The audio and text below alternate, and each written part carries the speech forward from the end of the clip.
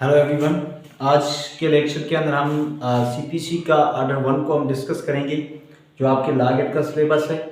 ठीक है, इसको हम अच्छे तरीके से एक्सप्लेन करेंगे। उससे पहले स्टार्ट करने से पहले जो बैरेक्ट की लैंग्वेज है उसको समझने से पहले मैं आपको जनरली बताऊं कि इस ऑर्डर के अंदर हमें क्या क्या चीज़ें पढ़नी है, क्या क्या चीज़ें इस ऑर्डर के अंदर हम पढ़ेंगे, ताकि आपको जनरली आपको अगर पता होगा तो आप आसानी से इसको हम अच्छे तरीके से कवर भी कर सकते हैं और अच्छे तरीके से इसको समझ भी सकते हैं। मेरी कोशिश यही रहेगी कि अच्छे तरीके से एग्जाम्पल की मदद से इसको हम समझने की कोशिश करें, ताकि इसको बार बार पढ़ने की ज़रूरत ना पड़े। तो इस अंदर ऑर्डर के अंदर हम जो जनरली मैं आपको यहाँ पे बताऊँ कि क्या समझेंगे, क्या पढ़ेंगे। तो देखें, मान लेते हैं कि आपकी कोई प्रॉपर्टी है, ठीक है, तो इसके अंदर डिफरेंट सिचुएशंस हैं जो हम इस ऑर्डर के अंदर पढ़ेंगे।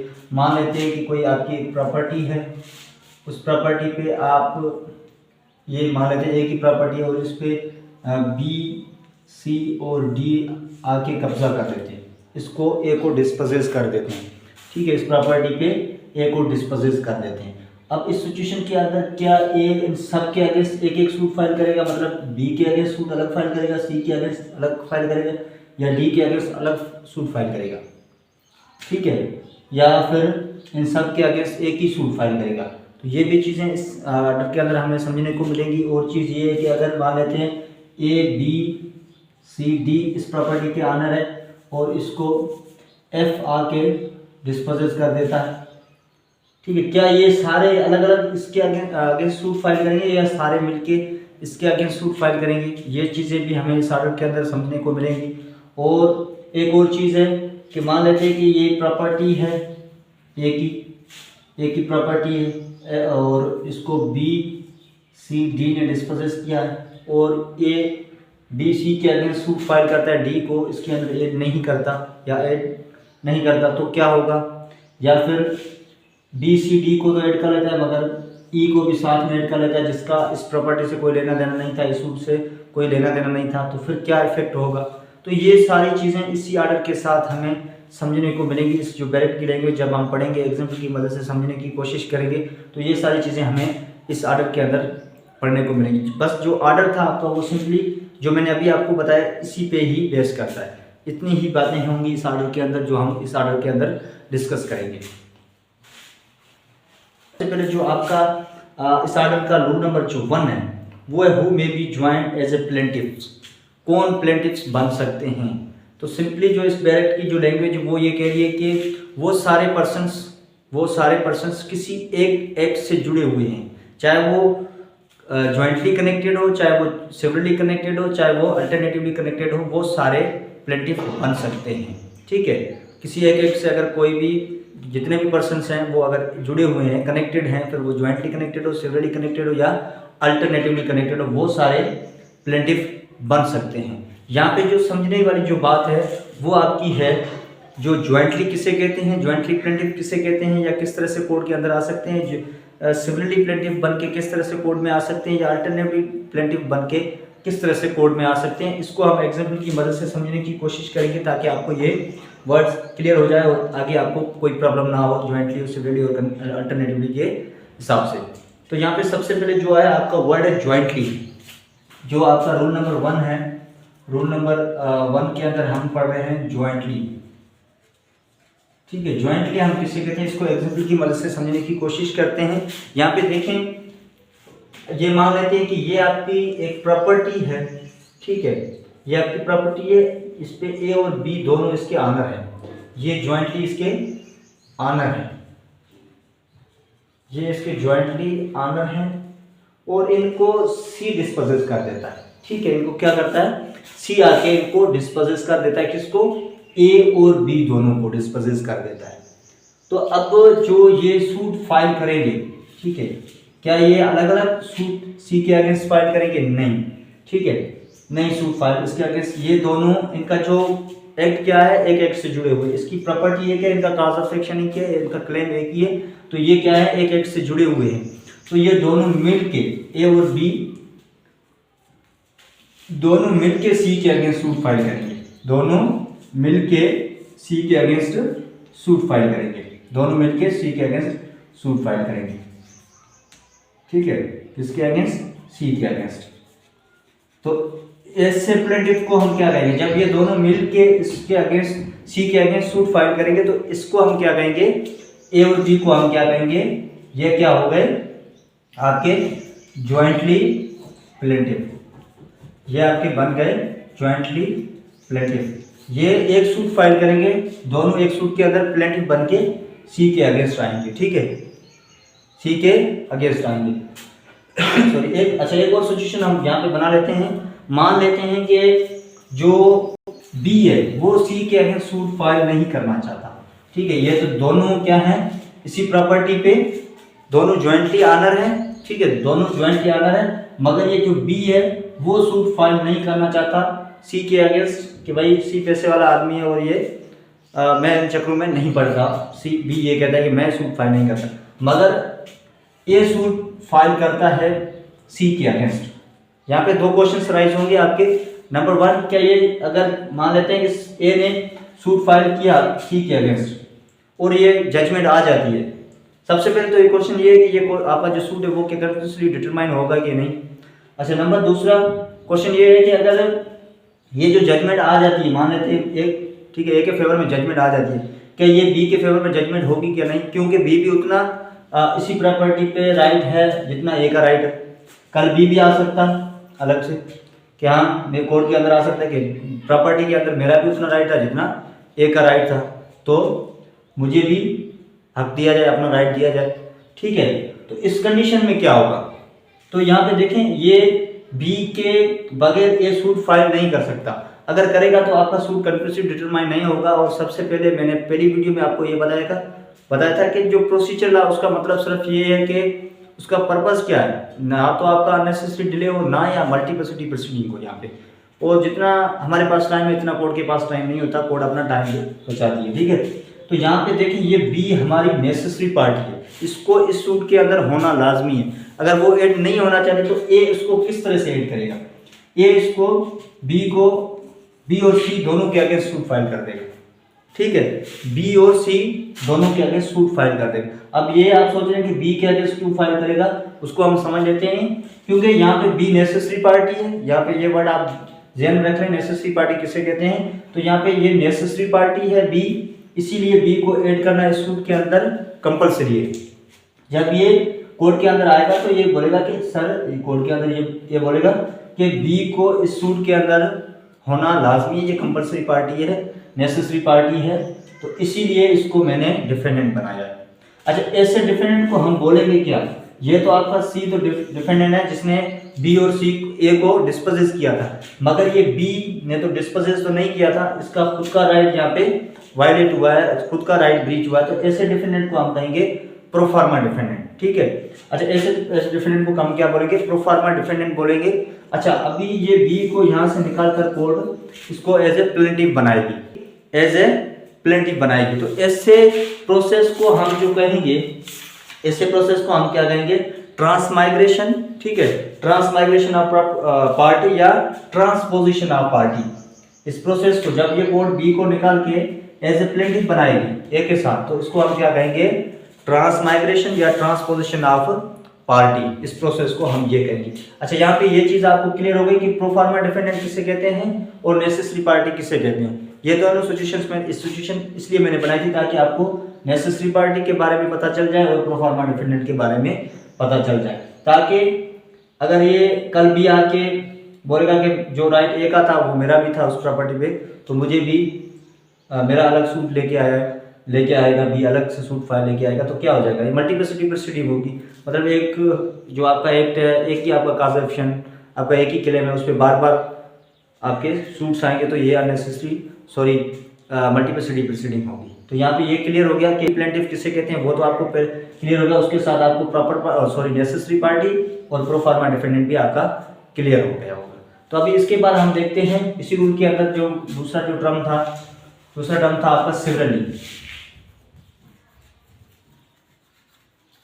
प्लेंटिफ किस तरह से बन के कोर्ट के अंदर आ सकते हैं।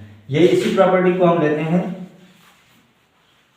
ठीक है, इसी प्रॉपर्टी को हम लेते हैं कि ये जो प्रॉपर्टी है आपकी, ये आपकी जो प्रॉपर्टी है, इसका ए और बी ने क्या कर दिया, पार्टीशन, तकसीम कर दी, ठीक है, एक पार्ट रख लिया ए ने, एक पार्ट रख लिया बी ने, और अभी सेम एग्जांपल को हम लेते हैं, सी ने आके इनको जब डिस्पोजेस किया, ठीक है, अभी यहाँ पे दोनों अपने अपने राइट्स के लिए सी के अगेंस्ट जा सकते हैं, कोई मसला नहीं, कोई मसला नहीं, ठीक है।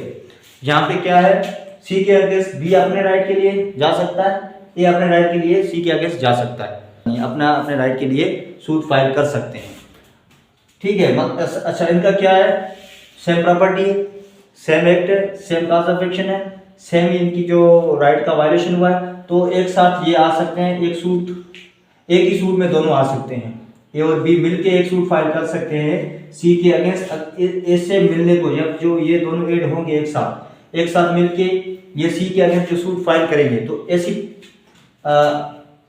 इन दोनों को हम क्या बोलेंगे, ये क्या हो जाएगी आपकी सिवरली कनेक्टेड होंगे। ये किस तरह कनेक्टेड होंगे, सिवरली कनेक्टेड क्यों होंगे, क्योंकि ये अलग अलग भी जा सकते हैं, कोई मसला नहीं है। सिवरली कनेक्टेड इस तरह से क्योंकि इन दोनों का जो कॉज ऑफ एक्शन एक ही है, इनका क्लेम एक ही प्रॉपर्टी पे इनका सेम क्लेम है, इनको डिस्पोजेस किया गया, दोनों के राइट एक ही वायलेशन हुई है एक ही राइट की, तो ये दोनों मिलके सी के अगेंस्ट सूट फाइल कर सकते हैं। ऐसे इनका जो मिलना, ऐसे इनका जो कनेक्ट होना, तो ऐसे कनेक्ट को हम सिवरली प्लेंटिफ कहेंगे। अच्छा, यहाँ पे जो ये है ना, ए अपने राइट के लिए जा सकता है, बी अपने राइट के लिए जा सकता है, कोई मसला नहीं। अगर ये दोनों आ भी सकते हैं एक साथ, तो इसको हम सिवरली प्लेंटिफ कहेंगे। तो ऐसी पार्टी को, ठीक है, जाएगा अपने राइट के लिए, कोई मसला नहीं, बी उसके साथ अगर नहीं जाता तो फिर भी ए अपने राइट का क्लेम कर सकता है।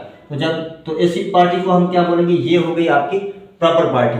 यहाँ पे ये आपको प्रॉपर पार्टी होगा, वहाँ पे वो नेसेसरी पार्टी थी, ए के बी के बगैर आप सूट फाइल नहीं कर सकते थे, आपको ऐड करना था किसी भी तरह, उस सूट के अंदर आपको लाना था, तब आपने प्रोफार्मा डिफेंडेंट बनाया था उसको।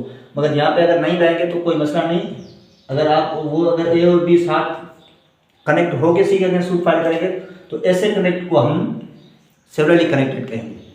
तो इसके बाद जो टर्म था वो था अल्टरनेटिवली कनेक्टेड, ठीक है।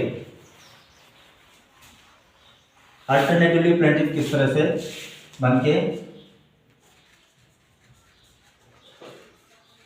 अल्टरनेटिवली प्लेंटिफ किस तरह से बनके कोर्ट के अंदर आ सकते हैं, वो मैं आप एग्जाम्पल की मदद से समझने की कोशिश करते हैं। मान लेते हैं कि ये एक प्रॉपर्टी है, ए की ये प्रॉपर्टी है, और ये बी उसका क्या है, ब्रदर है, ठीक है, ये उसका ब्रदर है, ये आके इसको कब्जा कर लेता है, ए मर जाता है, ठीक है, ए मर जाता है, ए बी आके उसकी प्रॉपर्टी पे कब्जा कर लेता है। अच्छा, ए का एक वाइफ है, ए की एक वाइफ है, मान लेते हैं सी, और एक इसका एक एडॉप्टेड सन है, ठीक है, वो मान लेते हैं हम डी उसको कर लेते हैं, ठीक है।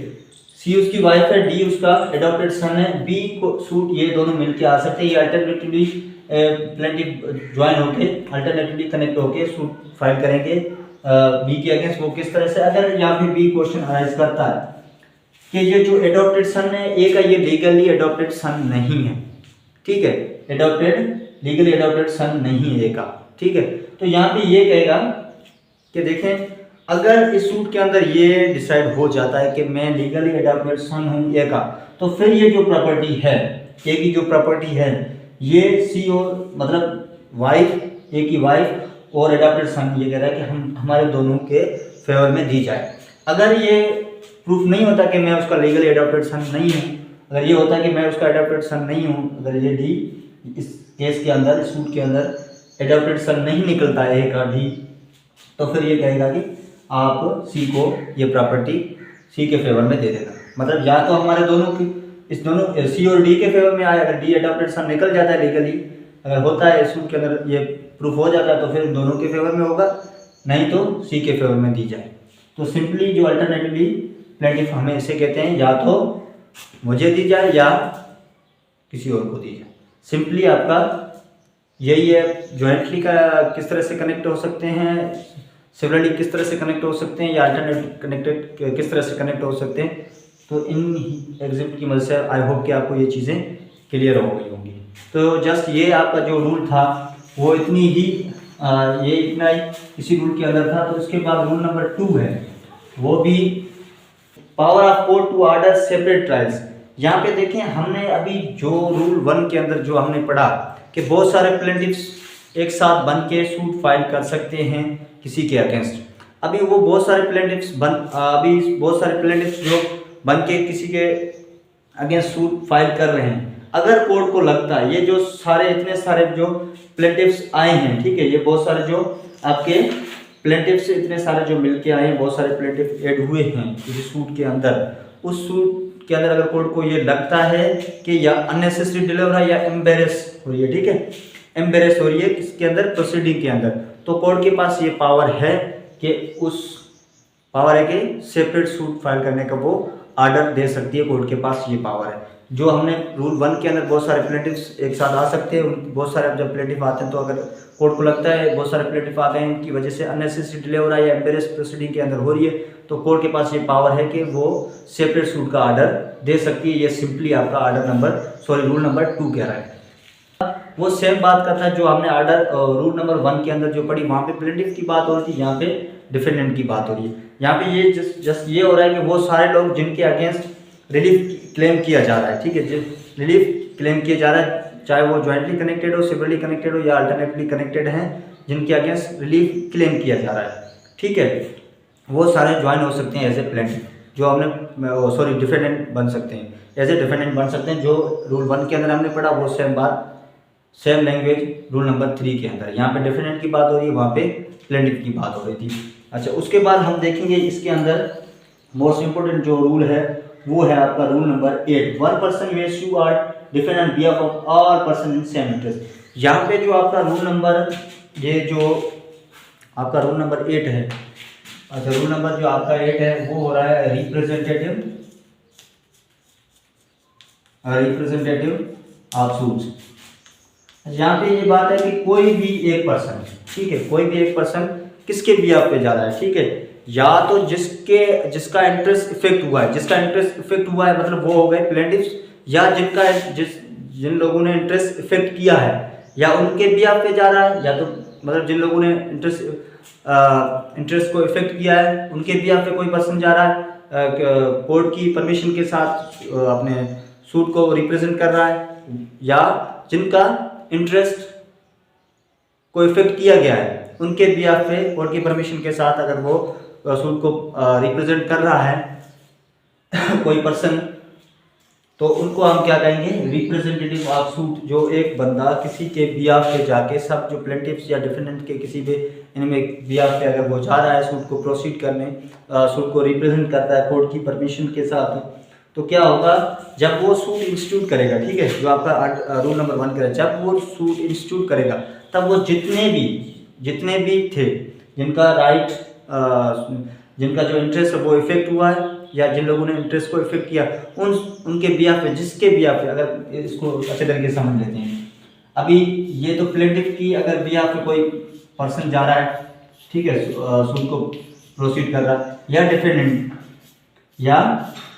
के बिहाफ पे जा रहा है, तो जितने भी प्लेंटिफ हैं उस सूट के अंदर या जितने भी डिफेंडेंट हैं उन सबको नोटिस भेजा जाएगा, ठीक है, ताकि उनको पता चले कि उनके बिहाफ पे कोई पर्सन प्रोसीड कर रहा है। जो कल डिक्री आएगी, ठीक है, वो सारे प्लेंटिफ्स या डिफेंडेंट उस डिक्री के अंदर बाउंड होंगे, जो फैसला होगा, जो डिसीजन होगा उस डिक्री के अंदर, वो सारे प्लेंटिफ्स या डिफेंडेंट, जो बंदा अगर डिफेंडेंट के बिहाफ, जो बहुत सारे डिफेंडेंट्स हैं उनके बिहाफ पे अगर कोई प्रोसीड केस को कोर्ट की परमिशन के साथ रिप्रेजेंट कर रहा है, तो जो कल फैसला आएगा वो इन सब पे बाउंड होगा, जो डिक्री होगी वो इन सब पे बाउंड होगी। या इनके बिहाफ पे कोई पर्सन आया है, ठीक है, वो जो कल डिक्री के चाहे उनके फेवर में हो चाहे उनके अगेंस्ट हो, तो फिर ये सारे प्लेंटिफ बाउंड होंगे, ठीक है।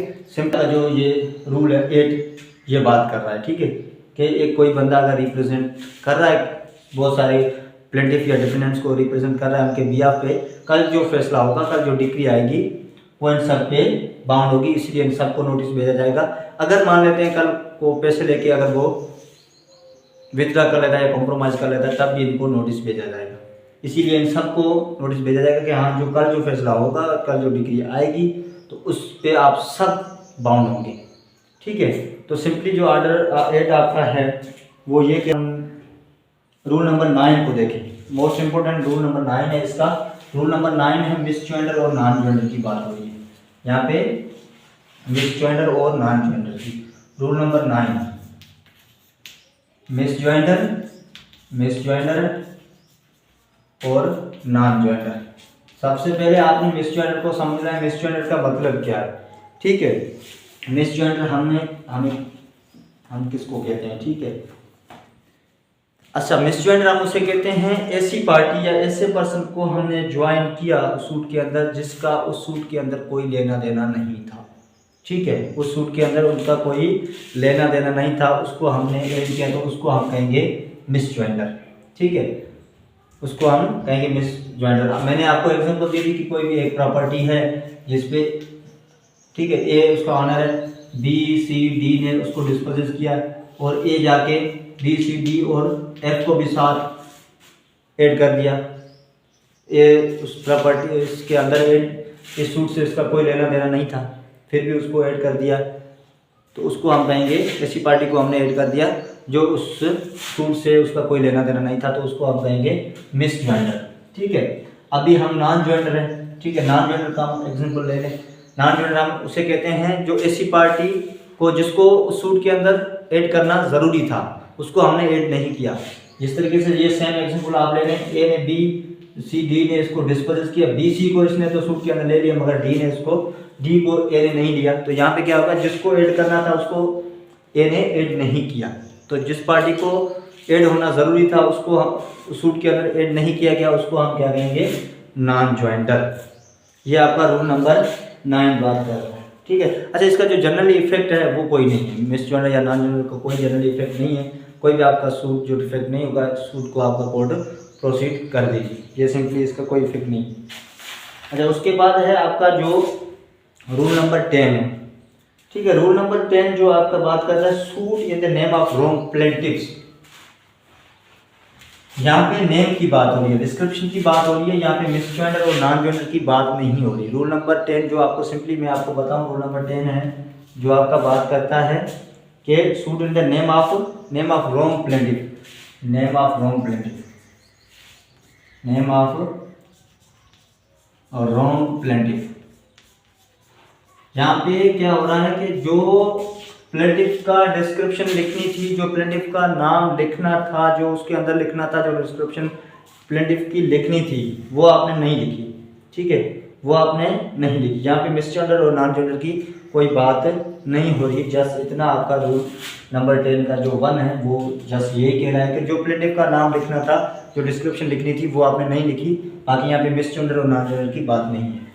ठीक है, उसके बाद इसका जो अब रूल 2 है, इसमें सिंपली ये कह रहा है कि मिस ज्वाइंटर, यहाँ पे जो मिस ज्वाइंटर की बात हो रही है, मिस ज्वाइंटर पार्टी अगर कोई गलत पार्टी ऐड हो गई है तो कोर्ट उसको स्ट्रिक आउट कर सकती है, और अगर किसी पार्टी को ऐड करना है तो कोर्ट उसको ऐड भी कर सकती है। जिसको अगर किसी पार्टी को ऐड करना ज़रूरी है तो उसको कोर्ट ऐड भी कर सकती है। ठीक है, सिंपली आपका ये कह रहा है। उसके बाद इसका मोस्ट इंपोर्टेंट जो सब रूल नंबर 4 देखें तो इसके अंदर है कि where defendant add plaint to be amended. अच्छा, जब कोई new person as a defendant उसको ऐड होना है सूट के अंदर, कोई भी new person as a defendant उसको सूट के अंदर ऐड होना है तो प्लेंट के अंदर अमेंडमेंट करना बहुत ज़रूरी है। ठीक है, इसका जो सारा प्रोसीजर है वो हम आर्डर 6 रूल 17 के अंदर हम इसको डिस्कस करेंगे।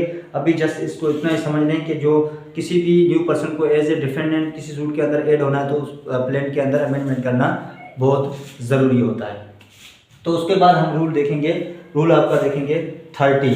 ठीक है, रूल नंबर आपने देखना है 13 इसका आया। रूल नंबर 13 जो है वो ऑब्जेक्शन की बात हो रही है। यहाँ पे रूल नंबर जो आपका 13 है वो objection as to non joinder और मिस ज्वाइंटर।